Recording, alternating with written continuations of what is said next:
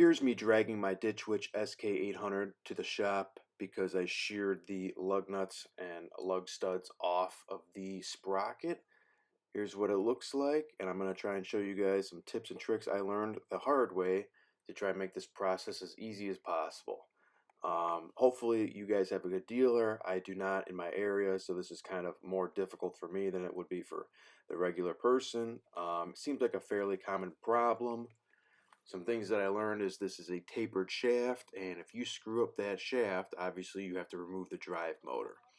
I just want to clean up around these hydraulic lines. I rubber hosed around them because it seems like they might be prone to wearing and rubbing on that frame, and I want to avoid all expensive repairs possible.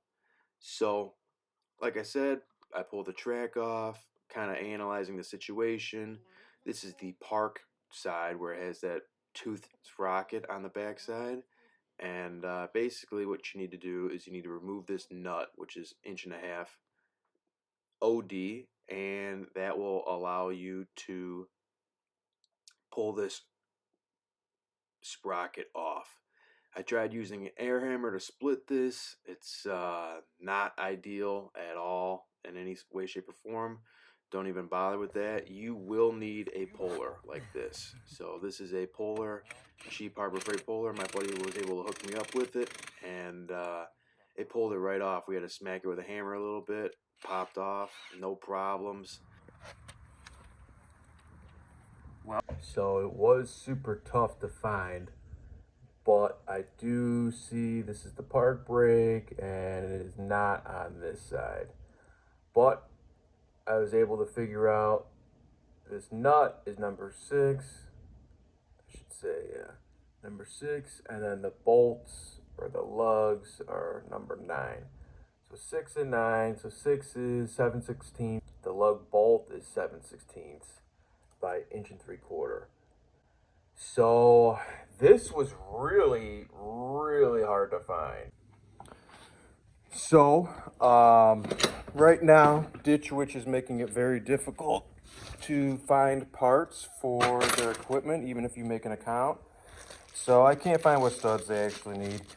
This was from AutoZone. This is the closest I could get. It was like 25 bucks, an M12. I didn't want to go smaller. I think it's a 7/16, which is not a super common size.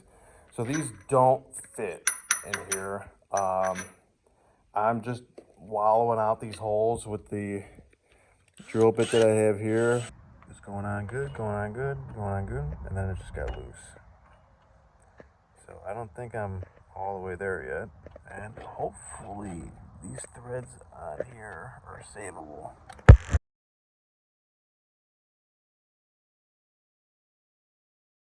But it's not anywhere near a 14 TPI. I measured it with my thread pitch gauge, which is what I should have done the first time, and this nut is 1 inch by 20 threads per inch, and that is really hard to find. They don't even have these on McMaster-Carr. So I just went up to my local hydraulic shop. I said, hey, do you have any of these? And he's like, I got them cast in that formation. I'm like, well, I guess I don't have a whole lot of option here. So I'm gonna put these lug nuts back on, and we're gonna compress the track back and get it back on. So here I'm doing a little 10-hour update. I can say this is a confirmed repair. Works great. Another problem I ran into, aside from not having a manual, is, well, I just want to let you guys know I have atrociously trashed this again, but I have rubber hosed that, and it seems to have helped. This is a little threaded grease zerk for the track tension, which pushes that or that one forward. It depends on the model. They move that. Mine didn't have that for whatever reason. So I went to my hydraulic shop. I gave them the cap. I said, hey, this is what I need to, adjust the tracks on this. And this is what he gave me. I'm hoping that you guys could see this. 1/4 inch NPT. That's the grease zerk, I'm assuming. But this is how it feeds. This was like 40 or 50 bucks. And that's how I had to retension the tracks.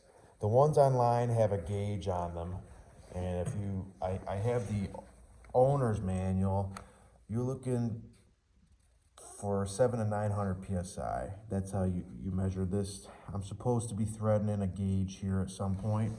I just tightened them until they were pretty snug. I mean, there's a little flex in here, but it's nothing crazy. So that was the workaround for not having that, because these online are ridiculous money. This was 40 bucks for my hydraulic shop, like I said. If you guys ever need one, I might be able to hook it up and ship it to you, but it, they did not make it easy for me when the original parts not included. Right, bud?